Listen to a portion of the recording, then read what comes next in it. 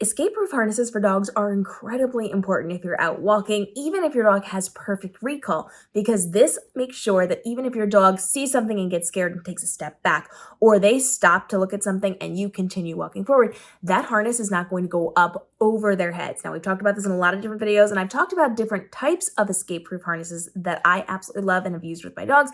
I'll link those down below in our Leashes and Harness playlist, but I want to kind of compare two of my favorites for you in today's video. So just as a brief overview, an escape-proof harness does have 3 points of contact with your dog. So the harness part is going to be on your dog. It goes in front of their shoulders, under their front legs, and then the escape-proof part comes in where we have an extra strap around their tummy. It is comfortably fit around their tummy, but because dogs have bigger chests than they do tummies, it cannot go up over their rib cage. So it's comfortable to wear, but if they go to back up, that thing is not going up over their lungs. That is going to stay in place. So these are two of my favorites, the ones that I am using heavily right now with my dogs. These do come in different colors and different options, so you've got a lot to work with here. This is what I typically use for my dog when we are doing things. So this is our out and about, this is our traveling. This is going to be a little bit heavier duty because it has more space covered. So we do have padded pieces in the front where their chest is going to be, and on their back. You can see we've got a really good sturdy traffic handle. We do have a ring up here that you can clip things to, as well as a ring down here that is tucked into a pocket if you're not going to be using it, so that it's not flapping around on your poor pup. And we've got heavy duty nylon here that is going to allow those straps to be in place. We also have a padded cushion around the tummy. So this is a really nice one, but it does take up more room. So you can kind of see this is going to take up more space on your dog's back. It is going to take up more space on your dog's chest. And what I have found is comparatively, this one stays in place where the other one moves around a little bit. So this is what I really like for park walks. This is what I use when we're in the car. This is what I'm going to be using when we're doing most things. This, however, is what I call my swimming escape-proof harness. Now, this is not meant to be a swimming harness, so you do have to make sure you're cleaning it. You're probably gonna have to replace it after too many swims because it will pick up some of those scents and a lot of the water and the dirt, but this is a lighter version of the other one. So we still have a traffic handle, but it is not as thick. It is not quite as spacious. You can see this does not take up nearly the room that the other one does. It is padded, but not padded as much. It does have the padded piece in the front and along the underside of their legs as well. It does have one on the back as well. So we've got pads on this for your pups. It's gonna be a little more comfortable. And again, this comes in a lot of colors.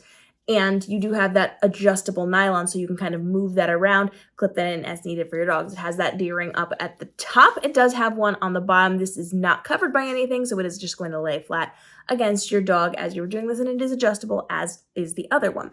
So this one I like it because it's lighter weight. It does not have as much mass. It's not carrying as much, or it's not covering as much space on my dog. So I'm using this for swimming. This is what we take when we go to the beach or to the lake or to the river. This is the one that I'm okay with getting a little bit dirty. It is a cheaper cost than the other one, not by a significant amount, but this is the one I'm using specifically for getting wet in the water, swimming, all of those things. I will say this one does twist around a lot more than the others. Because it doesn't have as much padding, it doesn't take up as much space, it's not quite as sturdy as the rest of them, or the other one that we talked about. It is going to twist on dogs. So you can see this one staying in place. No matter what we're doing, it's pretty relatively where I placed it on my dog. It'll shift a little bit, but it's not going too far. This one, it'll twist. It twists around. If you've seen any of my beach videos, you're going to see that this kind of goes in different directions on my dog. It's kind of all over the place. It'll get tucked over to one side, under one leg. And so you just have to keep adjusting it. But because I don't want to get my good one dirty for the water, this is going to be a really good fit for us. So I'll take this when we go to the beach. And sometimes I'll use this for walking around as well if I'm not sure if we're going in or out of the water.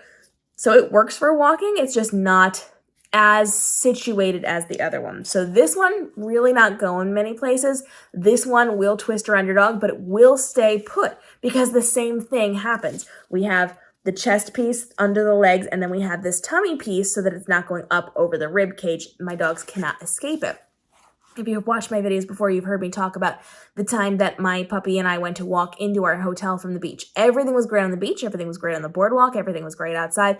The second we tried to walk into the hotel, my dog became terrified of the Christmas inflatables all around the hotel lobby, and she knew we were going back inside and didn't want to go, and she put the brakes on, and my other dog and I walked forward, and she slipped right out of her harness. So I had to grab onto her, get a hold of the other one, who thankfully was attached to me, but I needed to like make sure I controlled everything, got everybody in safely.